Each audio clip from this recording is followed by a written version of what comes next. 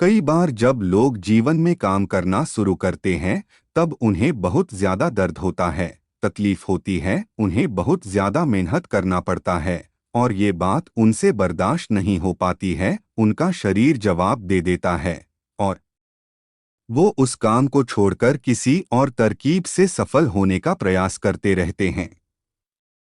लेकिन याद रखिएगा, इस प्रकार से कोई भी व्यक्ति जीवन में सफल नहीं हो पाता है। याद रखिएगा कि सफलता का मार्ग मेहनत, दर्द और तकलीफ से होकर गुजरेगा और यह आपको सहना ही पड़ेगा, तो इसके लिए आप हमेशा तैयार रहिए। तो चलिए इस बात को एक कहानी के माध्यम से समझते हैं। एक बार एक मूर्तिकार अपनी छीनी और हथौड़ी से एक पत्थर को भगवान की मूर्ति का आकार देने का प्रयास कर रहा था। जैसे ही वह छीनी पर अपना हथौड़ा चलाता, वह पत्थर चिल्लाने लगता और कहने लगता कि ये क्या कर रहे हो, मुझे इतना मार क्यों रहे हो, मुझे बहुत दुख हो रहा है, तकलीफ हो रही है, पीड़ा हो रही है, मुझे अपने हाल पर छोड़ दो और यहाँ से चले जाओ।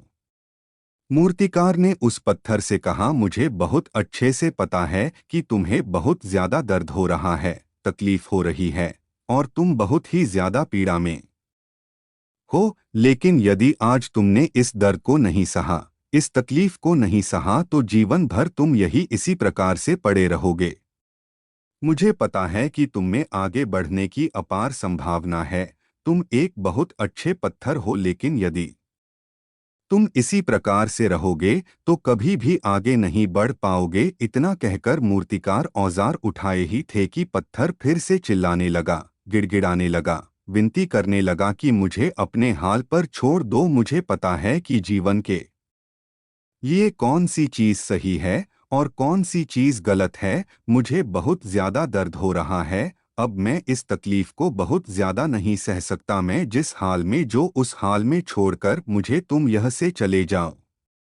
उस मूर्तिकार फिर से उस पत्थर को समझाने की कोशिश की, ज्यादा अधीर मत बनो और अपने सब्र को बनाए रखो, थोड़ी देर और इस दर्द को सहो। यदि इस दर्द को सह लिया तो मैं भगवान की मूर्ति के रूप में तुम्हारी स्थापना करवाऊंगा और फिर दूर दूर से लोग पूजा करने आएंगे और पंडित और लोग तुम्हारी सेवा करेंगे। लेकिन पत्थर ने उस मूर्तिकार की एक भी बात नहीं मानी, वह चिल्लाता रहा और अपनी बात पर अड़ा रहा। मूर्तिकार में उस पत्थर को डोट समझाने की बहुत कोशिश की, लेकिन वो पत्थर नहीं माना। अब मूर्तिकार भी थक चुका था और वह उस पत्थर को छोड़कर आगे बढ़ गया और थोड़ी ही दूर जाकर देखा कि एक और बहुत ही अच्छा पत्थर वह पड़ा हुआ है। उसने छीनी और हथौड़ी उठाई और उस पत्थर को मूर्ति बनाने के लिए वो तैयार हो गया। मूर्तिकार ने छीनी और हथौड़ी का वार दूसरे पत्थर पर जारी रखा। दूसरे पत्थर को भी दर्द हुआ, तकलीफ उससे भी हुई, लेकिन उस पत्थर ने बर्दाश्त कर लिया और देखते ही देखते थोड़ी समय के बाद उस पत्थर ने भगवान की मूर्ति का रूप धारण कर लिया।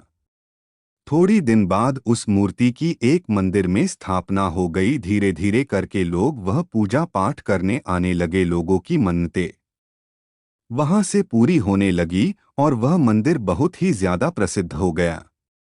अब धीरे धीरे करके दूर दूर के गांव से लोग वहां पूजा पाठ करने आने लगे। फिर एक दिन और उससे पत्थर को उसी मंदिर में लाया गया और उसे एक कोने में रख दिया गया। अब लोग आते और उस पर नारियल फोड़ते। ये कोई और पत्थर नहीं बल्कि भी पत्थर था जिसने दर्द को नहीं सहा था। अब वो पत्थर मन ही मन बहुत ज्यादा पछता रहा था, दुखी हो रहा था और अपने आप से कह रहा था कि काश मैंने उस दिन उस दर्द को, उस तकलीफ को सह लिया होता तो आज लोग मेरी भी पूजा करते।